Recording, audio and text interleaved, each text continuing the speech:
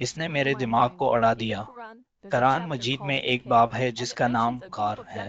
اس کتاب میں نوجوانوں کے ایک گروہ کے بارے میں بتایا گیا ہے جو ایک غار میں 300 سال تک سوتے رہے۔ یہ تصور کرنا مشکل ہے کہ مصنف نے نمبر 39 کا استعمال کیوں نہیں کیا اور اسے الگ الگ رکھا۔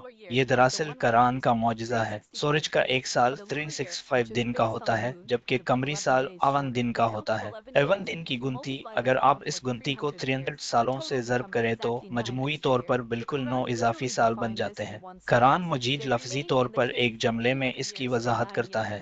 وہ غار میں 300 سال اور مزید 9 سال تک رہے۔ اس میں 7ویں صدی میں شمسی اور قمری دونوں کیلنڈروں کے بارے میں بتایا گیا ہے۔ اگر آپ کیلکولیٹر کا استعمال نہیں کرتے ہیں تو سائنسدانوں کو 16ویں صدی تک اس کا حساب لگانے کے قابل نہیں تھا۔ کیلکولیٹر کی ایجاد قرآن مجید کے نازل ہونے کے تقریباً 1000 سال بعد ہوئی۔ یہ صرف ایک کہانی نہیں ہے، یہ ریاضی میں پوشیدہ ایک معجزہ ہے۔ اس وقت یہ کیسے معلوم ہو سکتا تھا؟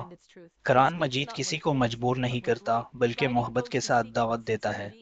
حکمت اور فضل کے ساتھ یہ سننے والوں کے دلوں کو پکارتا ہے، کہتے ہیں آؤ غور کرے اور آپ کی روح کو اس کی سچائی تلاش کرے۔ یہ طاقت کے ساتھ نہیں بلکہ روشنی کے ساتھ بولتا ہے، ایمانداری اور عاجزی کے ساتھ تلاش کرنے والوں کی رہنمائی کرتا ہے۔ اب اگر ہم میٹونک سائیکل پر غور کریں، میٹونک سائیکل کا استعمال شمسی سائیکلوں کو قمری سائیکلوں کے ساتھ ہم آہنگ کرنے کے لیے کیا جاتا ہے۔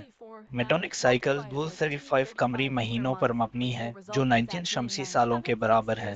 اگر آپ 300 کو 19 سے تقسیم کریں اور 39 کو 19 سے تقسیم کریں تو آپ کو مندرجہ ذیل نتائج ملیں گے، 79 اور 60۔ نمبر 263۔ اب اگر آپ نتائج کو کم کرتے ہیں تو آپ کو ایک ملے گا، 47۔ اب اسے 235 قمری مہینوں سے ضرب کرے جس کا نتیجہ بالکل 9 ہوگا۔ 60 سال شمسی کیلنڈر کے ساتھ موازنہ کرے۔